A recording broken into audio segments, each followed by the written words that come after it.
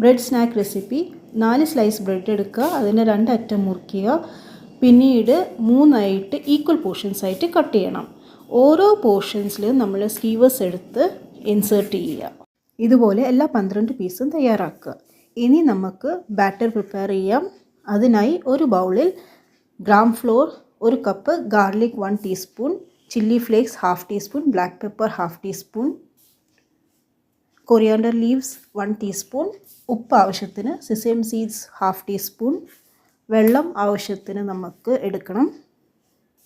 Batter നമുക്ക് liquid ഫോമിൽ വേണം തയ്യാറാക്കാൻ. ഇനി അതിലേക്ക് നമ്മൾ തയ്യാറാക്കിയ ബ്രെഡ് 4 സൈഡും മുക്കിയെടുക്കുക.